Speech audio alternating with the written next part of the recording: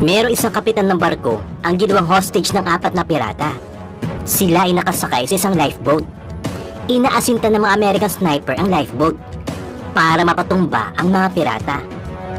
Makakaligtas kaya ang kapitan o lahat ng sakay ng lifeboat ay masasawi?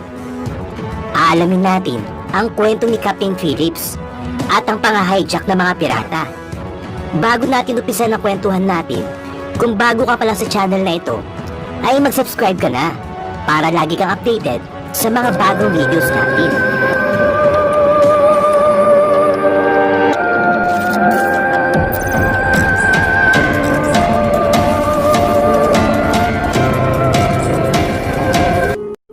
Noong April 6, 2009, sa port ng Oman, may isang barko ang nakatakdang maglayag papuntang Mombasa, Kenya. Ang barkong ito ay meron 23 na crew at may kargang 17,000 toneladang kargamento. Ang barkong ito ay tinatawag din ng Maersk Alabama. Ito ay isang American company. Ang kapitan nito ay si Captain Richard Phillips. Alas 6 ng umaga, naghahanda na silang umalis. Nagkaroon muna sila ng short briefing kung saan sila dadaan. Sabi ng assistant niya, ang plano nila mula sa Oman ay magdadrop sila ng ilang kargamento sa Djibouti. Ito ay sa Horn ng Africa. Pagkatapos mag-drop sa Djibouti, ay papunta naman sila sa Mombasa, Kenya. Medyo kinabahan ng mga crew dahil sikat na sikat ang lugar na ito na pinamumugaran ng mga pirata. Last week lang kasi may na-hijack na 6 na barko sa Indian Ocean na papuntang Kenya at nakapag-extort ng mga pirata ng $1 million. Pero kahit kinakabahan sila ay wala naman sila magawa dahil yun lang ang tanging ruta papunta sa port ng Mombasa. Saka confident si Captain Phillips na kung may mga pirata man na magtatangkang i-hijack ang kanilang barko, ay confident siyang maharap nila yun na maayos. Dahil dumaan sila sa anti-piracy training last week lang. 30 minutes na lumipas ay umalis na sila sa port ng Oman. Sa unang araw ay medyo smooth naman na paglalayag nila.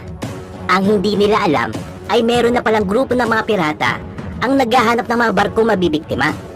Meron din kasing radar ang mga pirata. Dito sila naghahanap ng mga barko mabibiktima nila. Dito nakita ng mga pirata sa radar nila ang Maersk Alabama. Ang mga piratang ito ay ilang milya pa naman ang layo sa kanila. Kinabukasan, April 7, 2009, nagulat si Captain Phillips dahil may nakita siyang dalawang para mga speedboat sa radar. Chinek niya ito sa binocular niya at dito siya kinabahan dahil nakita niya sa malayo ang dalawang speedboat. Pero hindi niya makita kung mangingisda ba ang mga ito o mga pirata. Kaya pinatawag niya agad ang mga crew niya para maghanda. Dahil kutob niya, mga pirata ang mga ito. Pero para makonfirm ang kutob niya, inutusan niya kasama niya na iliko ang barko ng 5 degrees. Titingnan nila kung susundan sila ng dalawang speedboat na ito. Nung iniliko na nila ang barko, napansin din ni Captain Phillips na lumiko din ang mga ito. At talagang sinusundan sila. Talagang confirm na pirata ang mga ito. Dahil kung mga mangingisda lang ang mga ito, hindi dapat sila susundan nito. Kaya talaga pinaghanda niya na ang mga crew niya sa posibleng makaengkwentro sila ng mga pirata. Inutusan niya ang mahawak ng engine na bilisan pa ang pag-andar para hindi sila maabutan ng mga pirata. Nahalata ng mga pirata na binilisan na pag-andar ng barko. Kaya ang ginawa nila, tinodo din nila ang pag-andar kahit kinakabahan sila na baka masira ang makina ng speedboat. Medyo luma na din kasi ang mga sinasakyan ng mga pirata. Alam ni Captain Phillips na may mga radyo ang pirata. At alam niya na pag gumamit siya ng radyo ay masasagap ng radyo ng mga pirata ang signal nila. Kaya ang ginawa niya, nagkunwari siyang tumawag sa US para humingi ng air support. Sinabi niya na hinahabol sila ng mga pirata at pagpadala ng support at bombahin ng mga ito. Nung marinig ng mga pirata ito, kinabahan sila.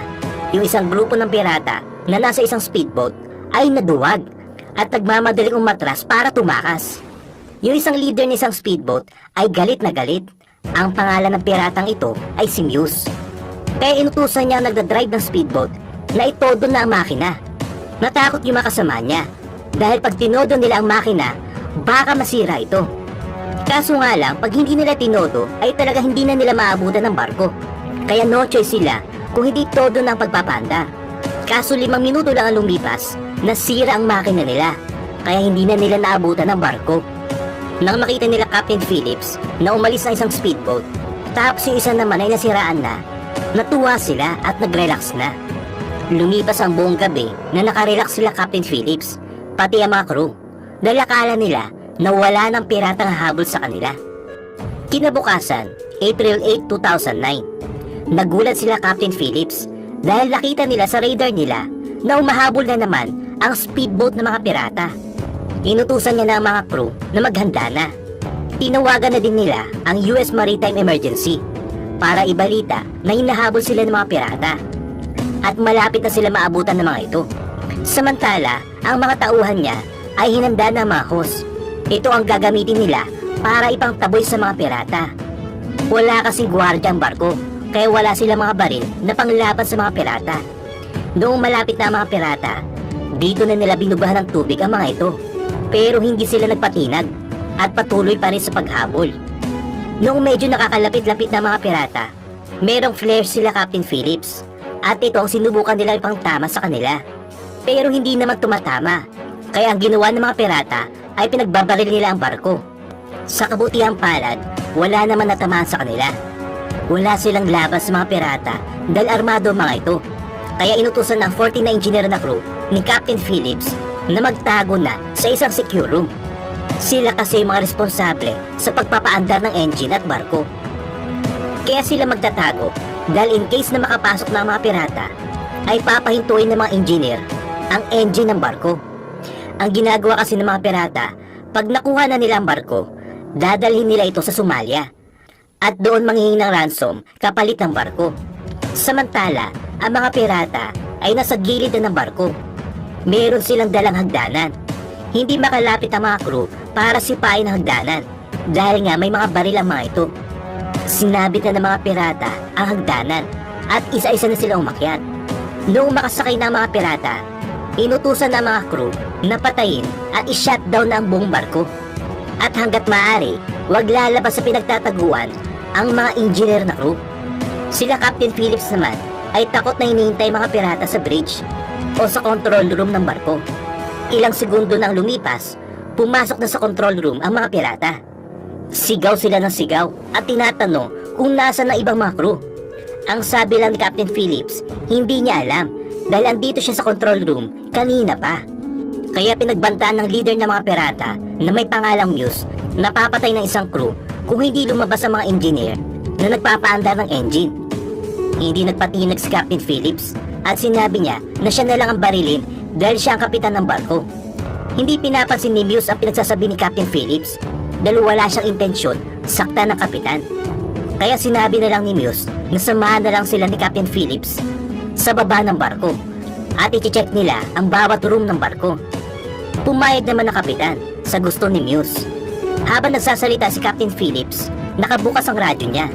Kaya naririnig ng mga crew sa baba ang pinag-uusapan nila. Kaya alam ng mga crew sa baba na magsasearch ang mga pirata. Pinagpipilitan ni Muse na pumunta sila sa engine room. Pero sinabi ni Captain Phillips na masyadong mainit doon. Kaya sabi niya, punta muna sila sa storage room para kumuha ng tubig. Eksakto dahil may nagtatago doon na isang crew. May kasama si Muse na isang pirata din na may hawak ng AK-47. Napansin ni Captain Phillips na nakapaalang ito. Kaya linakasan niya ang boses niya. Ingat ka dyan, baka masugatan ka, nakapaa ka pa naman. Marami kasi matatalim dyan. Ginawa niya ito para marinig ng isang nagtatagong crew ang ibig niyang sabihin. Kaya nung marinig ng crew ang mga sinabi ni Captain Phillips, alam niya na agad ang susunod niyang gagawin. Nung lumabas na ng storage room ang dalawang pirata, kasama na si Captain Phillips, tinawagan na nagtatagong crew sa radyo ang mga kasamahan niya na nasa engine room. Sinabihan niya sila na magbasag ng salamin dahil nakapaalang ang isang pirata. Tapos pag masugatan ng isang pirata, sa kanila sunggaban ang isa pang pirata. Naglagay agad sila ng mga basag na salamin sa pinto ng engine room. Ilang minutong lumipas, nasa pintuan na ng engine room sila Captain Phillips. Ang nagbukas ng pinto ay yung pirata na nakapaalang. Kaya nung pumasok na siya, natapakan niya ang malalaking bubog. Sigaw siya ng sigaw sa sakit. Nagalit si Muse sa nangyari, kaya galit na galit siya at tinanong si Captain Phillips kung sino ang naglagay ng bubog sa pinto. Sabi ni Captain Phillips na wala naglagay nun, kundi aksidente lang ang nangyari. Dahil hindi na makalakad ang kasama nila, kaya inutusan ni Muse si Captain Phillips na dalhin sa taas ang na-injured niyang kasama. Tapos si Muse na lang ang mag-iikot sa engine room. Nung umakyat na sila Captain Phillips at ang pirata sa control room, si Muse ay dahan-dahan chine-check ang engine room na gamit lang flashlight. Ilang segundo ang lumipas, may sumigaw sa malayo kaya napalingon siya. Tapos nagulat siya nang may humampas sa likod niya. Kaya nabitawan niya ang baril niya at pinagtulungan na siya ng mga crew. Hiniwa agad ng mga crew ang kamay niya, kaya sugatan na si Muse. Samantala, habang nasa taas na sila Captain Phillips, tumawag na sa radyo ang mga crew sa baba at sinabi nila sa ibang pirata na hawak nila ang captain nilang si Muse. Pag hindi nila pinakawalan si Captain Phillips, ay papaslangin din nila ang kapitan nila. Kaya pinapili sila kung bubuhayin ba ang kapitan nilang si Muse, tapos tatanggapin na lang nila ang $30,000 na ibibigay sa kanila at aalis na sila, o papaslangin na lang ba nila si Muse. Walang nagawang ibang pirata, kundi sundin ang gusto ng mga crew. Sinabihan din sila ni Captain Phillips na meron silang lifeboat kung gusto na nilang umalis kasama ang kapitan nila. Naiwan na kasi yung speedboat nila kanina. Umakyat na sa deck ang mga crew habang hawak nila si Muse na may nakatutok na kutsilyo sa leeg. Ang mga pirata at ibang crew ay kinakalas ng lifeboat sa pagkakatali. Ang ibang pirata ay pumasok na sa loob ng lifeboat, habang si Captain Phillips ay pinapasok din nila sa lifeboat para magpaturo sa controls. Sinabihan na ni Captain Phillips sa mga crew na pakawalan na si Muse at lalabas na din siya ng lifeboat. Kaso nung pagpasok ni Muse sa lifeboat, hinampas nila si Captain Phillips at hindi na pinalabas ang lifeboat. Dito na nahulog ang lifeboat sa dagat kasama si Captain Phillips bilang hostage. Hindi na rin makakakyat ang mga pirata sa barko dahil wala na yung hagdanan nila. Kaya si Captain Phillips na lang ang ginawa nilang hostage para manghingi ng ransom. Samantala, ang mga naiwang crew sa barko ay tinawagan ng US Navy. Kaya dito na pinapunta ang USS Bainbridge, isang guided missile destroyer, at ang USS Halliburton, isang guided missile frigate. Kinabukasan April 9, narating na ng US Navy ang Maersk, Alabama, at in-escort na ang Maersk, Alabama paalis sa nagaganap na hostage taking. Dito na kinabahan ng mga pirata nang makita nila ang mga naglalakihang barko ng US Navy. Nakakonek agad ang mga Navy sa radio ng mga pirata. Dito sila sinabihan na sumuko na. Pero nagmatigas sa mga pirata dahil ang strategy nila, hihintayin nila mga kasama nilang pirata para sunduin sila. Ang hindi nila alam, walang dadating na backup nila dahil takot din sila sa US Navy. Kinabukasan, gabi ng April 10, 2009, nakakuha ng tiyempo si Captain Phillips at sinipa niya ang isang pirata. Tapos binuksan niya agad ang pinto at sabay tumalon sa dagat. Nakita ito ng mga Navy. Ang problema, dahil gabi ito at sobrang dilim, kaya hindi nila maaninag kung sino ang tumalon. Sa kasamang palad, nakuha agad siya ng mga pirata at ibinalik sa lifeboat. Noong oras din na yon, dumating na ang mga US Navy SEAL sniper sa barko. Kinausap agad nila ang mga pirata at dito nila inisa-isa ang mga pangalan ng mga ito. Nagulat ang mga pirata dahil nakilala sila. Sinabi ng negotiator na ibibigay nila ang hinihinging $10 million ransom money ng mga pirata. Dadating din daw ang mga elders ng village nila para makausap sila. Pero syempre, ang mga sinasabi ng US Navy SEALs ay hindi totoo. Nagtiwala naman agad ang mga pirata. Sakay ng speedboat, lumapit ang mga US Navy SEALs sa lifeboat. Hindi alam ng mga pirata, binikitan na pala ng listening devices ang lifeboat. Pinasama nila si Muse sa speedboat dahil para makipag-negotiate daw sa barko. Doon daw nila ibibigay ang pera at ang mga mag-anak daw nila ay dadating sa barko. Nagtiwala naman si Muse at sumama sa kanila. Binigyan din nila ng orange na damit si Captain Phillips at sinabihan na suotin yun at umupo siya kung saan talaga siya nakaupo, at ito ang seat number 15. Hindi alam ng mga pirata na may pinaplano na ang mga US Navy SEALs. Sumakay na si Muse at dinala na sa barko. Tinalian din ng lifeboat. Ilang minuto ang lumipas, inilawan na ng malakas ang lifeboat. Nagpanik na ang mga pirata sa loob. Kitang-kita na ng mga sniper ang mga pirata sa loob. Nakita din nila si Captain Phillips dahil naka-orange ito. Ilang minuto ang lumipas, dito na pinaputukan ng mga sniper ang mga pirata. Lahat ng pirata na nasa loob ng lifeboat ay namatay. Si Captain Phillips naman, kahit isang galos ay walang natamo sa pagpapaputok ng mga sniper. Dito na nila kinuha si Captain Phillips at ligtas na sumakay sa barko. Si Muse naman ay dinakip at ikinulong sa Amerika. Masayang-masaya ang pamilya ni Captain Phillips sa nangyari. Ganon din ang White House.